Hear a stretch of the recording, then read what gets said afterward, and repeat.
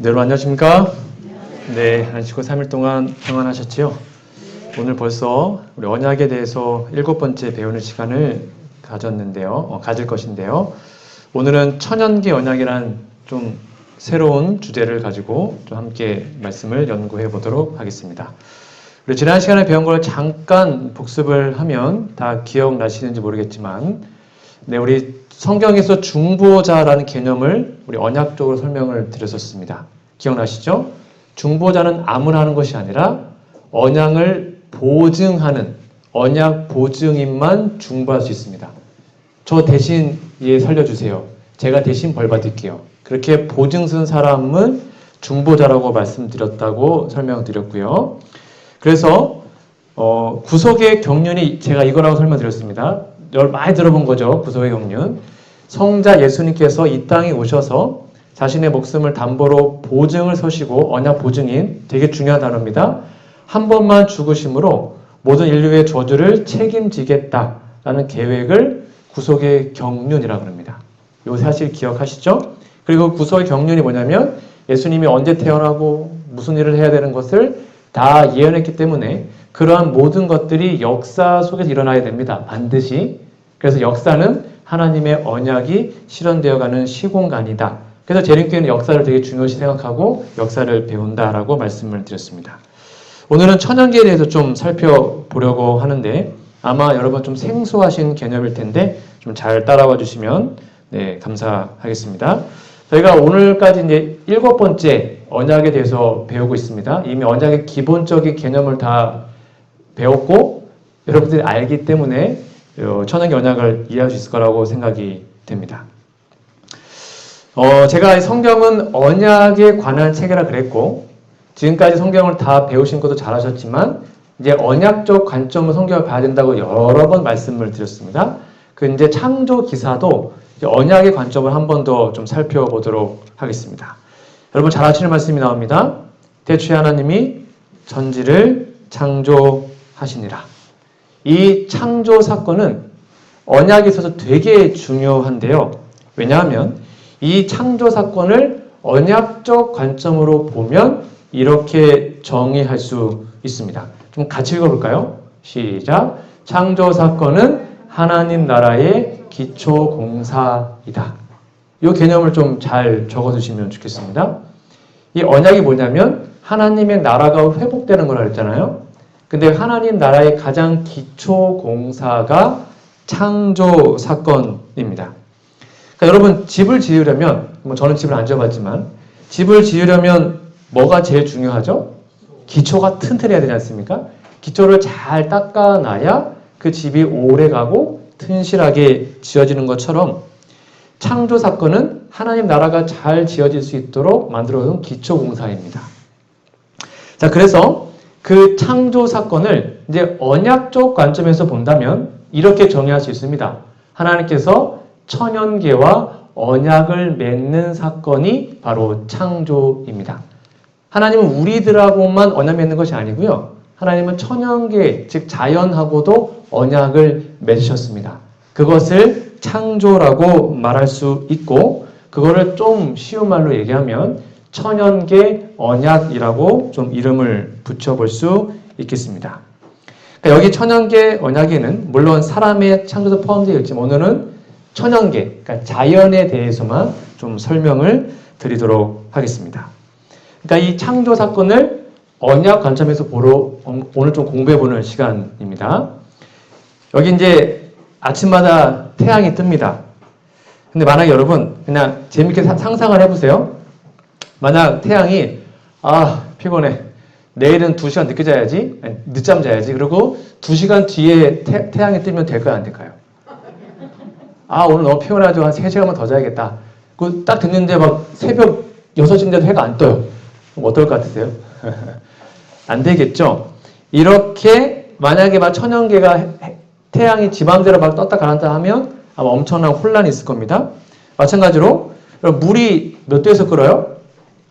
물이 100도에서 끓죠? 오늘은 좀 귀찮은데 한 300도에서 끓어야겠다. 그러면 물이 300도가 되는데 물이 안 끓어요. 그러면 물이 밥 해먹는 거 못하지 않겠습니까? 이렇게 어떠한 규칙들이 있는데 그 천연계의 법칙들을 언약적 관점에서는 하나님과 언약을 맺은 것으로 우리가 이해할 수 있습니다. 여러분 혹시 바닷가 사실 분들 계십니까?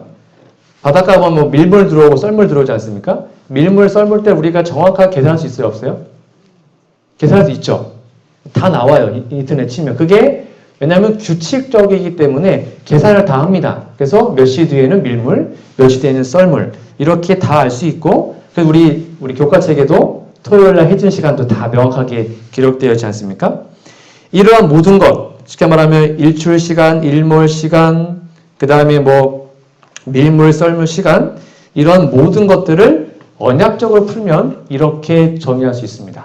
오늘도 천연계는 하나님과 맺은 언약에 순종하고 있다. 그러니까 천연계는 그 언약 법칙 그대로 100% 순종하고 있습니다. 정시에 해가 뜨고 정시에 해가 지고 봄이 되고 그 다음에 여름이 되고 규칙적으로 순종하고 있어요. 그것을 언약적 관점에서는 천연계가 하나님의 언약에 순종하고 있다. 이렇게 이해하시면 됩니다. 그러니까 이러한 것들이 거의 역사적으로 거의 틀린 적이 없습니다. 늘 똑같았고 계속 그렇게 반복됩니다. 만약 이것이 다 뒤에 엉킨다면 어쩔까요? 갑자기 막 폭풍을 내렸다가 막 해가 떴다가 갑자기 해일이 불어닥쳤다가 땅이 막 갈라지고 막 천연계가 지만대로 하면 인간이 살 수가 없잖아요.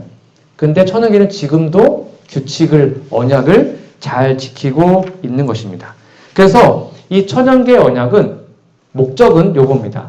천연계 언약의 목적은 다른 것이 아니라 인간 행복을 위한 안정성과 예측 가능성을 제공하는 것입니다. 첫 번째가 뭐냐면 안정감.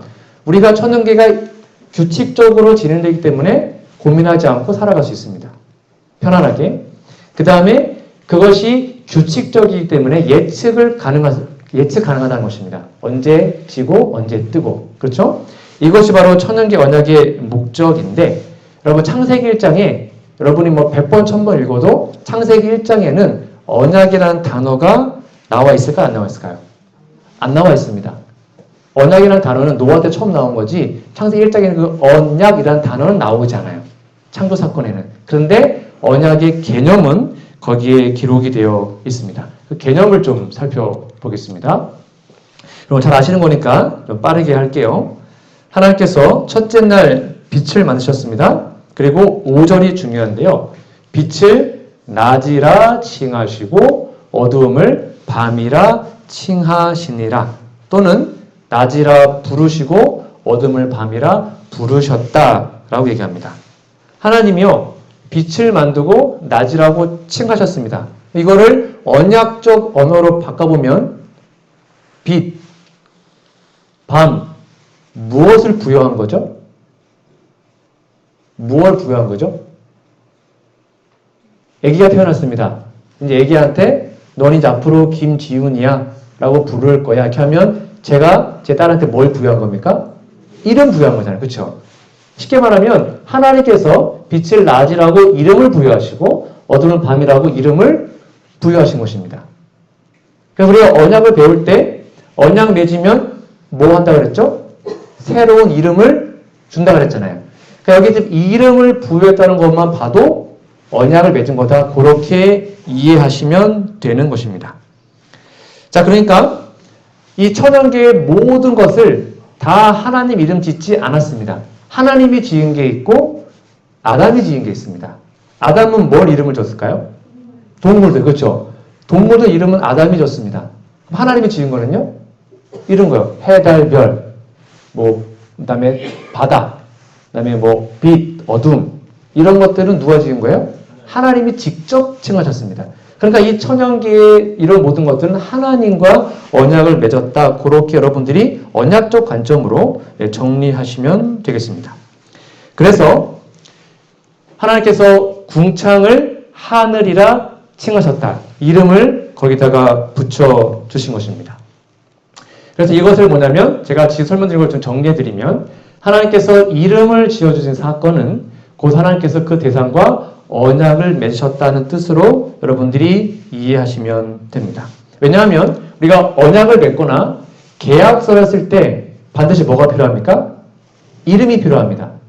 우리가 쌍방간에 계약을 하지 않습니까? 근데 걷다가 제 이름이나 사인을 안 하면 그 계약이 유지돼야 안 돼요? 안 돼요. 계약서에는 반드시 이름이 필요합니다. 그래서 하나님께서는 이 천연계의 모든 것에다가 이름을 부여하시고 그 다음에 그 천연계와 언약을 맺었다. 그렇게 이해하시면 되겠습니다. 그래서 여러분들이 우리 교과 시간에도 계속 배우고 있지만 이 이름이라는 게 바뀌었다 또는 새로운 이름이 부여됐다 하는 이름을 주어졌다 라는 것은 반드시 언약을 체결한 것으로 이해하시면 됩니다. 그 대표적인 게 누구예요? 아브람, 아브라함, 그쵸? 사레, 사라 이렇게 그다음에 야곱이 이스라엘 이 이름이 바뀐 것은 언약이 주어진 것임을 여러분 쭉 기억해 주시면 좋겠습니다. 그래서 이렇게 이름은 언약을 체결하고 바로 언약을 기억하는 기념하는 장치인 셈입니다. 하나님께서는 낮이라 부르시고 밤이라 부르시고 하늘이라 부르시고 이렇게 다 불러주신 것입니다. 그래서 이런 모든 것들은 단순히 진화론적으로 이루어진 그런 우연의 법칙이 아니라 하나님이 그와 천연계와 언약을 맺으셨기 때문에 지금도 규칙적으로 세상의 모든 규칙들이 이루어지고 있다. 그렇게 이해하시면 되겠습니다. 그래서 천연계의 모든 현상들과 법칙들은 하나님께서 천연계와 언약을 맺었기 때문에 기억해야 된다는 걸 여러분 꼭 알아두시면 좋겠고요. 이 개념을 가지고 오늘 좀 욥기서를 살짝 좀 만나보도록 하겠습니다. 여러분 좀 어려울 수도 있는데요. 욥기 38장을 좀 펴주시고요. 좀 집에 가서 38, 39, 40, 41장까지 좀 읽어주시면 됩니다. 여기 다 못하니까. 여기 38장부터 41장까지는 하나님께서 천연계와 언약을 맺은 것들을 좀 자세하게 설명하고 있습니다. 제가 이거 다 읽지 않겠습니다. 여기 보면 내가 눈 곳간에 들어갔느냐 우박 창고를 보았느냐 쉽게 말하면 하늘에 떠있는 눈, 우박, 동풍, 폭우 이런 것들을 하나님이 이렇게 말하고 있습니다. 이게 좀 중요한데요. 내가 환난 때와 전쟁과 격투의 날을 위하여 이것을 저축했다. 눈과 우박 같은 것이 하나님께서 전쟁하기 위해서 저축해 둔 거라는 것입니다. 그 다음에서 제가 파란 것만 읽을게요. 광명, 동풍, 폭우 이러면서 너 폭우가 어떻게 되는지 너 아냐? 우레, 번개, 비, 이슬방울, 얼음, 서리, 묘성, 열두 쭉 나옵니다. 그러면서 38장부터 41장까지는 천연계의 어떤 신비한 규칙들이 쭉 나옵니다. 그러면서 말하기를 이러한 것들이 왜 이렇게 되는지 아느냐? 내가 이것을 만들었고 언약 맺었기 때문에 이렇게 되는 것이다. 욥아, 너 이거 알고 있었냐? 이렇게 물어보기 위해서 설명하시는 겁니다. 그래서 이 모든 것들을 좀 정리하면 바로 눈, 우박, 광명, 동풍 이런 모든 것들은 천연계의 모든 현상들은 결코 우연이 아니라 창조주 하나님과의 언약에 반응하는 것이다 라고 여러분 정리해 주시면 됩니다. 그런 모든 천연계의 법칙들은 하나님과 언약을 맺었기 때문에 그런 것이다. 그렇게 이해하시면 돼요. 여러분 성경 본문에 보시면 39장, 욥기 39장에 보시면 거기에 여러 가지 동물들이 나옵니다. 제가 좀 빠르게 다 읽지 않고요. 수탉에게 슬기 주신 거, 까마귀 새끼가 어떻게 하나님께 먹이달라고 부르짖는지 아냐. 그 다음에 사슴들이 어떻게 새끼 베는 줄 아냐. 타조가 어떻게 하는 거 아냐. 매, 하마, 악어 하면 동물들의 어떤 생태학적 것이 쫙 기록되어 나옵니다. 집에 가서 한번 좀 읽어보세요. 이렇게 다 설명되어 나온 다음에 그 결론이 바로 요겁니다. 여러분 욥기 38장부터 41장까지 한번 집에 가서 꼭 읽어보십시오. 이걸 언약적 관점을 읽으신 다음에 이게 결론이에요. 네가 능히 낚시로 악어 낚을 수 있겠느냐? 노끈으로 그 혀를 맬 수 있느냐? 쭉 설명한 다음에 그것이 어찌 너에게 연속적으로 간구하겠느냐? 유순한 말로 내게 이야기하겠느냐? 그 다음이 4절이 핵심입니다. 어찌 너와 계약, 여기 분명히 계약이라는 말이 나와요. 이게 언약과 같은 단어예요.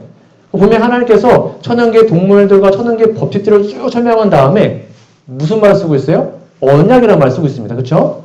어찌 너와 언약하고 영영인 너의 종이 되겠느냐라고 얘기합니다.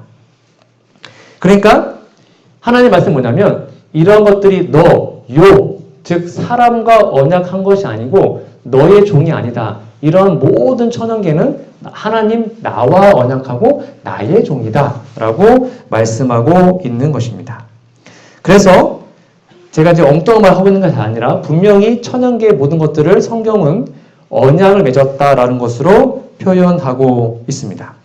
그래서 정리하면 천연계는 오늘도 100% 하나님과의 언약에 순종하고 있습니다. 근데 그런 모든 천연계, 이 지구의 모든 천연계 중에 누구만 하나님 언약을 배반한 거예요? 인간만.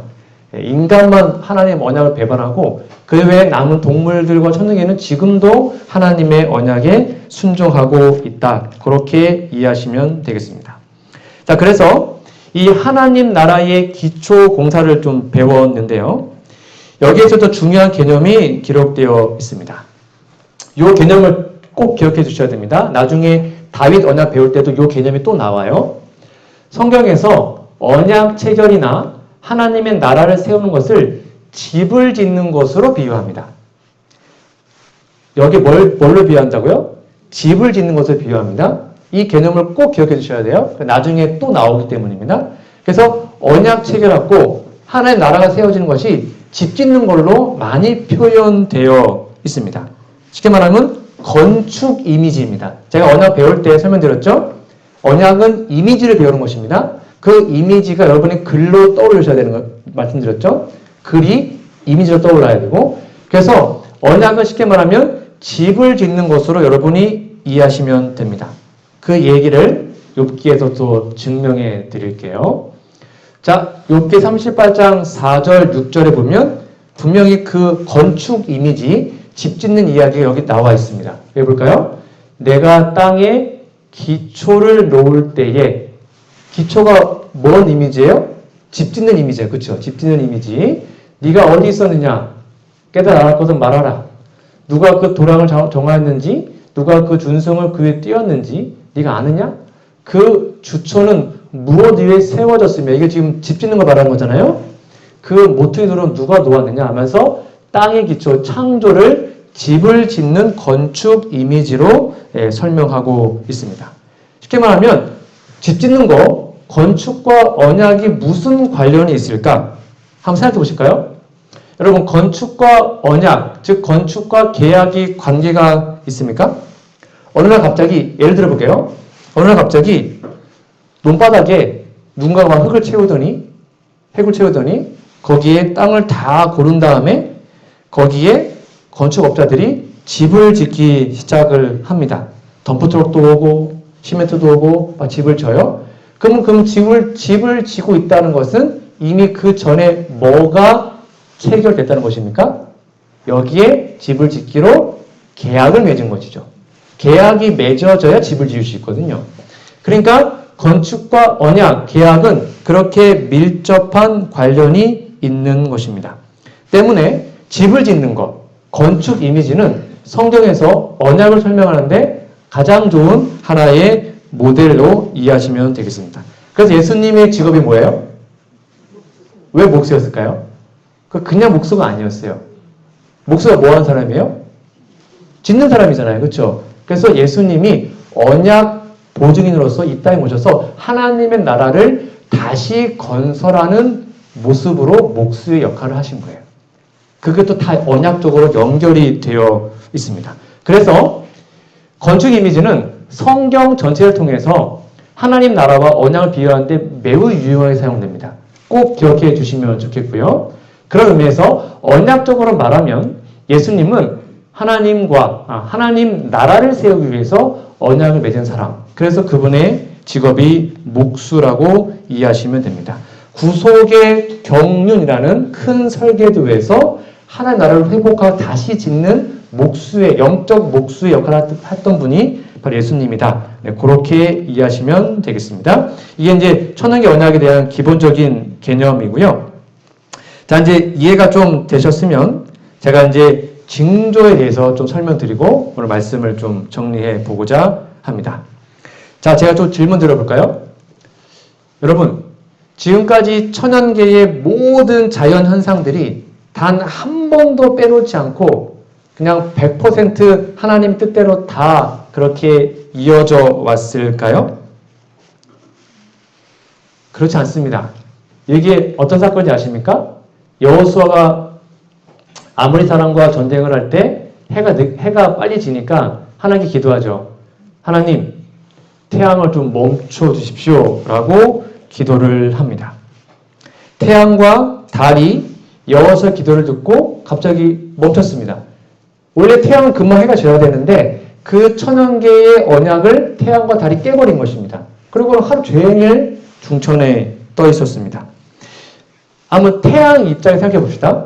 여러분, 갑자기 여호수아가 태양한테 뭐라 그런 거야? 태양아, 너는 기본 위에 머무르라. 달아, 너도 아야 골짜기에 그리할지어다 라고 명령을 해요.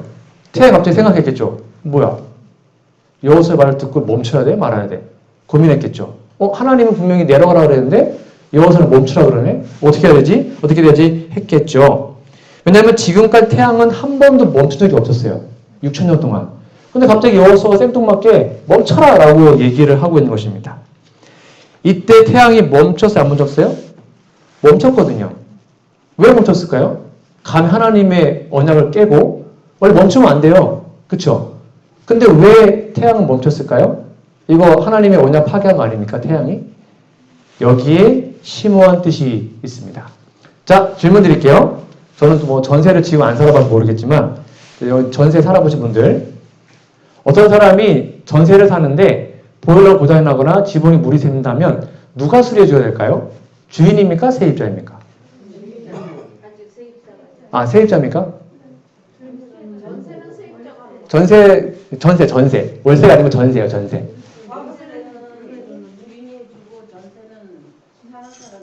아, 전세는 사는 사람이 하고, 그러니까 세입자가 하고, 월세는 주인이 하고.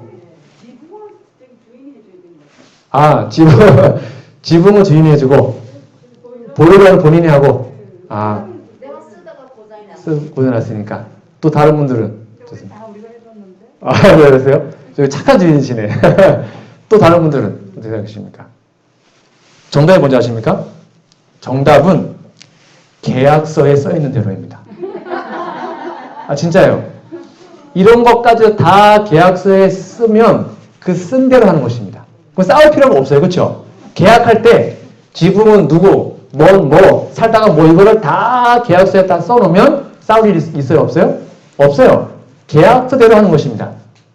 이게 계약이 정확하게 안 돼 있으면 싸우는 거죠. 아, 이거 주인이 해야 된다고 해서 싸우는데 계약서대로 하는 게 FM입니다. 그러면 싸울 일이 없고 그냥 간단하면 깔끔하고요. 만약에 태양이 아까 말한 것처럼 자기 마음대로 갑자기 여호수아가 멈춰라 그러니까 딱 멈췄으면 이거 하나님과 언약 파기한 거거든요. 천연계 언약을. 그러면 태양은 큰일 납니다. 근데 이때 태양은 계약서대로, 쉽게 말하면 언약서대로 멈춘 것입니다. 그게 바로 여러분 넷째 날에 있는 요 개념입니다. 아마 여기 여러분 좀 많이 의아했을 겁니다. 하나님이 가라사대 하늘의 궁창에 광명이 있어 주야를 나누게 하라. 또 그 광명, 이게 해와 달, 별이잖아요. 징조와 사시와 일자와 연한이 이루라. 자, 여기 나머지 세 개는 쉬워요. 사시는 뭘까요? 사계절. 그렇죠? 사계절이 태양이, 지구가 태양 바퀴 도는 거잖아요. 그렇죠? 그 사계절이에요. 그러면 일자는 뭐예요? 하루. 그 다음에 연한, 1년. 이런 모든 것들은 달이 지구를 돌든지, 아니면 지구가 자전을 하든지, 아니면 지구가 태양을 돌든지, 다 천연계, 즉 해와 달의 어떤 움직임 때문에 생기는 거죠. 그렇죠? 여기까지는 뭐 다 이해하실 겁니다. 그럼 이 징조는 뭐예요? 갑자기 광명으로 사시일자라는 법칙이에요. 과학 법칙. 근데 갑자기 징조를 이루라. 이건 무슨 말일까요? 혹시 뭐 고민해 볼 때 없으세요? 저는 되게 궁금했었거든요. 이 징조는 뭐지? 혹시 지금 어떻게 배우셨습니까? 징조에 대해서?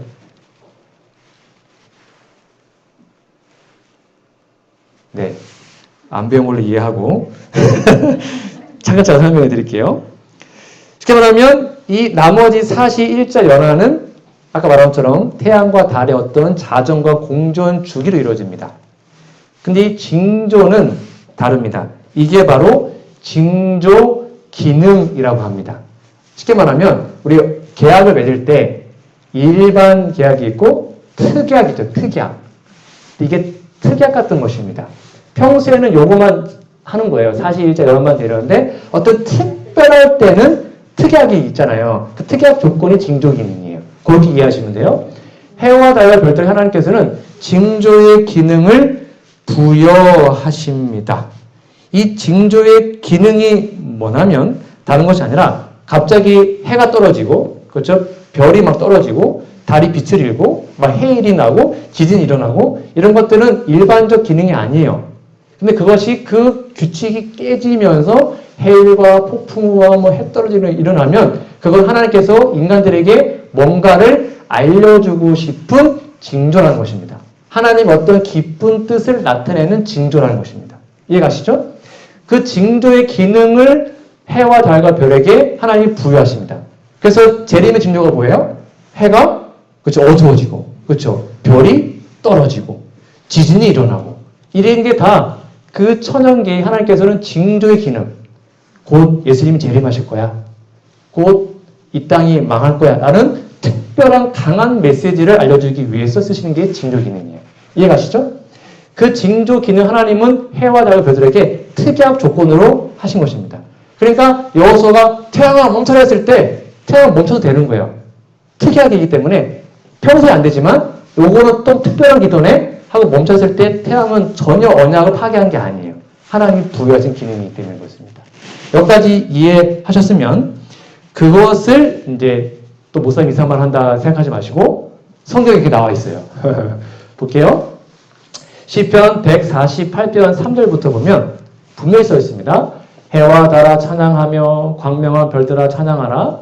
하늘의 하늘도 찬양하며 쭉 설명되어 있습니다.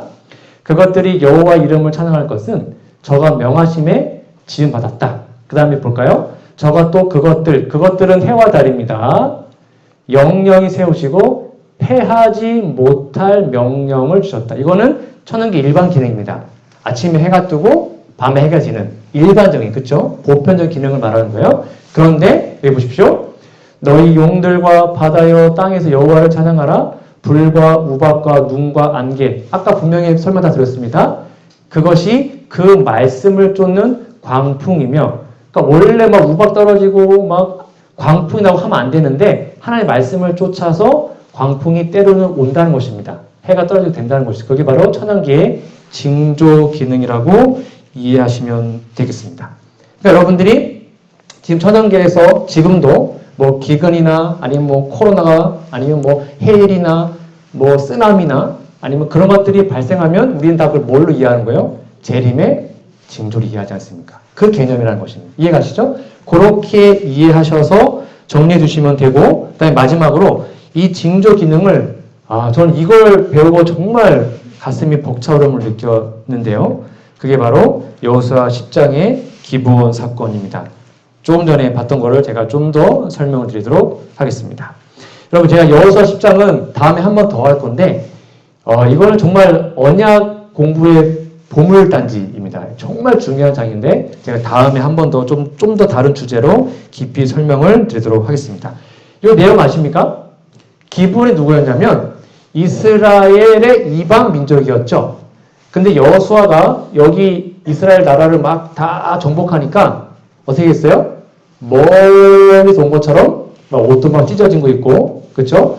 떡도 막 곰팡이 쓴 거 해가지고 속였습니다. 속여서 저기 멀리서 왔는데 저 좀 이렇게 언약 맺어주고 나 하나님 믿겠다 하면 안 되냐? 속였어요. 그쵸? 근데 여호수아가 하나님 기도하지도 않고 이 기브온 족속을 살려줄게 하고는 덜컥 언약을 맺어버립니다.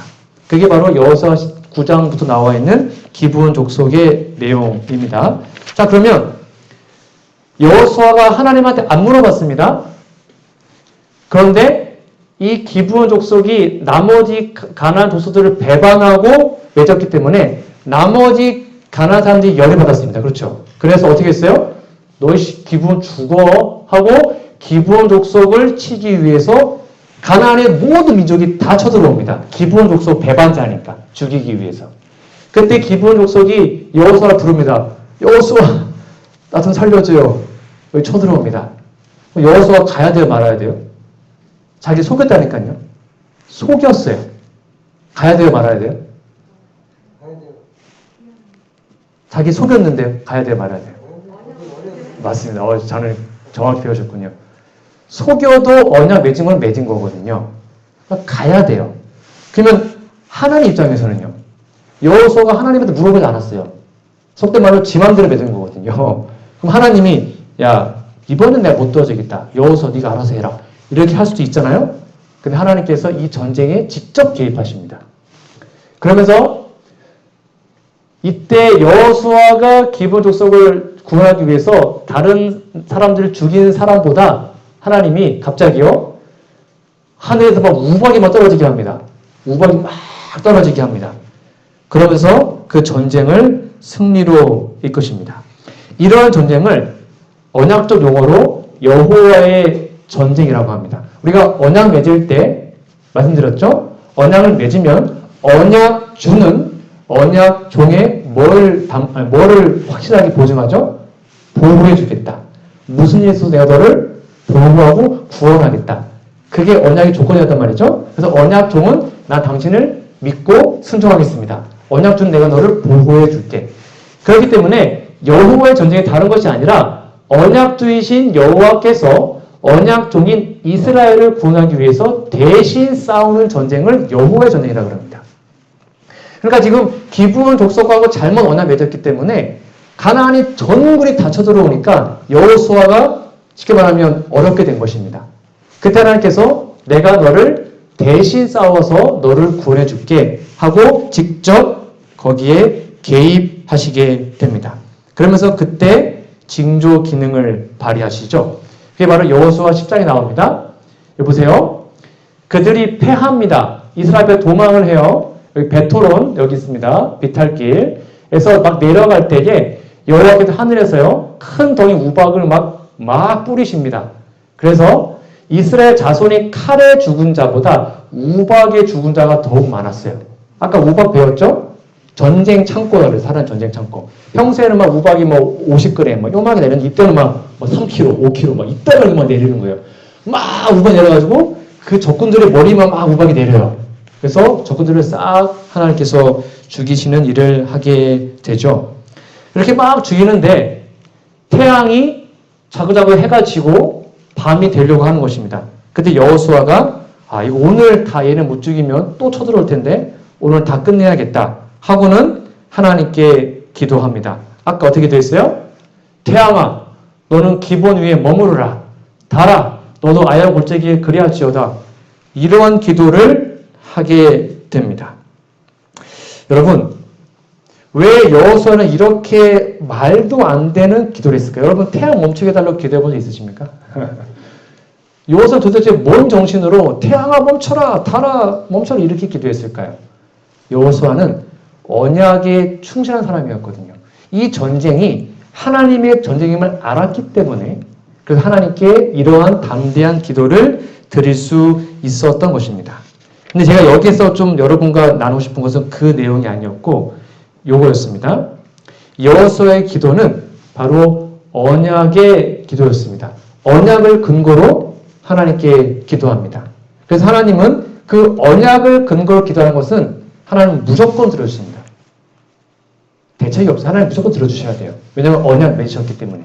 안 들어주면 본인이 죽거든요. 그러니까 여호수아 기도는 언약 기도였습니다. 여호수아는 기본을 위해서는 언약 주로 싸웠고요. 하나님을 위해서는 언약 종으로 싸웠던 것이죠. 이것이 바로 우리가 좀 배워야 하는 여호수아의 모습이고요. 그래서 이 여호수아 이름이 히브리어로는요 호세아이고요. 헬라어로 번역하면 예수입니다. 그러니까 이 여호수아는 예수님을 표상하는 인물이기도 합니다. 저는 여기에서 좀 마음에 정말 큰 감동을 받았던 것은 그거였습니다. 여러분, 6,000년 동안 태양이 하루 종일 멈췄던 일이 몇 번 있었죠? 몇 번 있었습니까? 그거는 이제 뒤로 물러간 것이고요. 히스기야는 뒤로 물러간 거고, 태양이 하루 종일 멈춰 있었고, 달이 하루 종일 멈춰 있었던 게 6,000년 동안 몇 번 있었나요? 딱 한 번 있었나요? 딱 한 번. 딱 한 번 있었습니다. 근데 그 딱 한 번을 하나님이 누구를 구원하기 위해서 사용하셨어요? 언약을 어떻게 맺었는데요? 거짓말로. 그쵸? 속여서. 언약을 속여서 맺은 기브온 사람들. 그것도 이방인들. 감히 하나님을 속이고 여호수아를 속이고 기만했던 그 이방인들을 구원하기 위해서 6,000년 동안 딱 한 번 있었던 그 일을 누굴 위해서요? 언약을 속인 그 백성을 구원하기 위해서 하나님이 개입하신 것입니다. 여러분, 이건 정말 엄청난 것입니다. 왜냐하면 잘 보세요. 만약에 속여서 언약을 맺은 기브온을 하나님이 구원하기 위해서 태양을 멈추게 하신 하나님이라면 언약을 온전히 이해하고 온전한 믿음으로 언약 기도를 드리는 우리들에게 베푸실 기적은 얼마나 크고 위대하겠습니까? 그렇지 않겠습니까? 속여서 맺은 그 언약 하나님은 목숨 걸고 지키시는 거예요. 근데 우리가 언약을 온전히 이해하고 진실한 마음으로 하나님과 언약을 맺으면 하나님이 우리를 이렇게 완벽하게 보호해 주신다는 기별이 여기 포함되어 있는 것입니다. 여러분, 한 번 언약 맺으면 그것이 파해지지 않아요.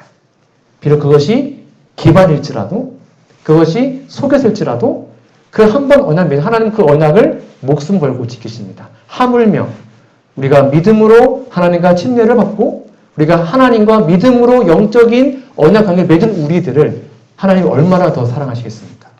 이것이 바로 천연계 언약에 표현되어 있는 하나님의 위대한 사랑인 것이죠. 그러니 이 언약을 배우면 더 이상 걱정하거나 낙담하거나 고민할 게 없어요. 이렇게 하나님 완벽하게 우리를 뭐 해주시는 거예요? 보호하시고 구원하시고 함께 하시는 거예요. 이런 하나님을 기억하시고 이런 하나님이 우리의 언약주가 되는 사실을 기억하시고 이 언약적 관점에서 성경을 다시 한번 깊이 묵상하심으로 이 위대한 하나님의 사랑을 다시 한번 마음에 깊이 느끼고 배우시는 저 여러분 되시기를 간절히 바라며 오늘 천연계 언약 말씀을 마치도록 하겠습니다.